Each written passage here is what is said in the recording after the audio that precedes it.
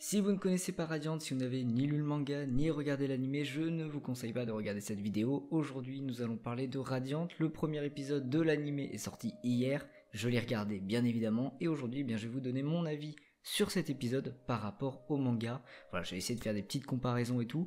Donc si vous n'avez ni lu le manga ni regardé l'anime, je ne vous conseille pas de regarder cette vidéo. De plus, si ce petit format de vidéo vous plaît, n'hésitez pas à me le dire dans les commentaires. J'essaierai bien d'en faire plus, en sachant que la série va durer 21 épisodes, qu'elle va donc s'étaler sur 4 tomes du manga, il y a moyen de faire des choses. Alors écoutez, ce premier épisode, il m'a vraiment plu, j'ai adoré le tout début, qui est donc l'intro, où ça fait un petit peu en mode Seven Deadly Sins, ça j'ai bien kiffé cet aspect-là. Des différences par rapport au manga, il y a, et des différences qui sont bonnes, et d'autres que j'ai beaucoup moins aimé.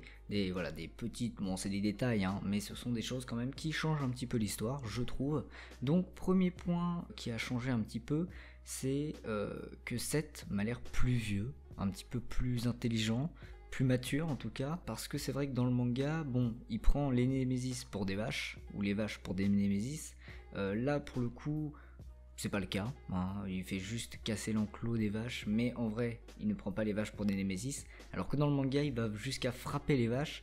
Bon voilà, c'est un détail, mais ça montre que dans le manga, il connaît vraiment rien aux Némésis.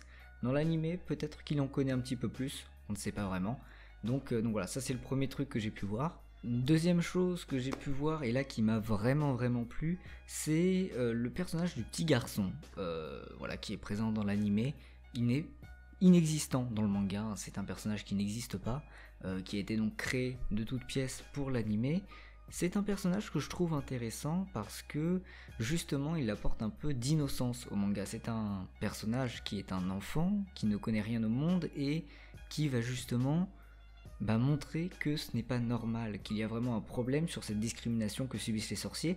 C'est un personnage que je trouvais vraiment très intéressant, mais voilà, c'est un personnage qui n'existait pas dans le manga, donc c'est une modification, mais c'est une modification que j'ai trouvé plutôt sympa. J'ai repéré deux autres petites modifications qui m'ont pas vraiment plu, qui ont été apportées dans l'anime comparé au manga.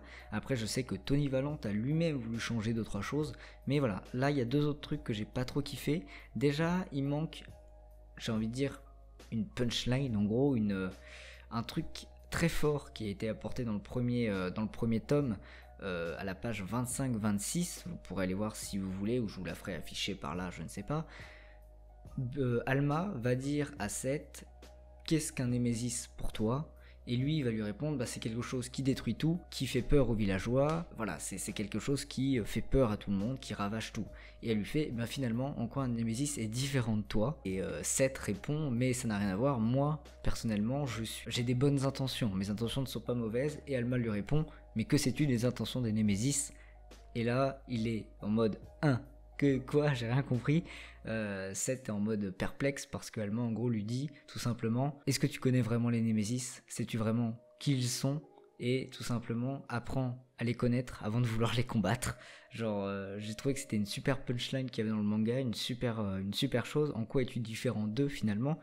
Donc apprends à te contrôler avant de vouloir les combattre. Je trouvais ça vraiment très bien dans le manga, et là ça n'y est pas dans l'anime, donc ça m'a un peu déçu. Et la deuxième chose qui m'a un peu déçu, c'est l'arrivée des brigands, on va dire. À la fin de l'épisode, là ils arrivent en mode méga badass, genre des sorciers hyper stylés et tout, alors qu'en vérité dans le manga, ils arrivent de façon totalement naze, ils font des choses complètement ridicules, et ce sont des putains de brigands. Bon, ça on va sûrement le découvrir dans le deuxième épisode, mais j'ai trouvé que la façon dont ils étaient arrivés dans l'anime, c'était un peu trop badass, un petit peu trop stylé pour les personnes que ce sont, parce que vraiment dans le manga ils arrivent de façon extrêmement ridicule.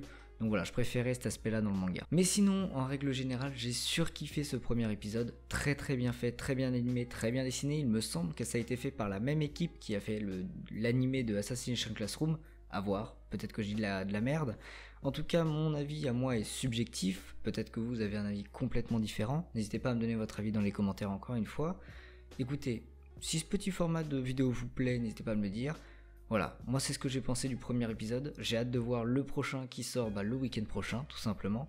Donc si ça vous plaît, je ferai une petite review sur l'épisode 2, encore une fois en montrant les différences entre le manga et l'anime, parce que je trouve que c'est très important de comparer les deux.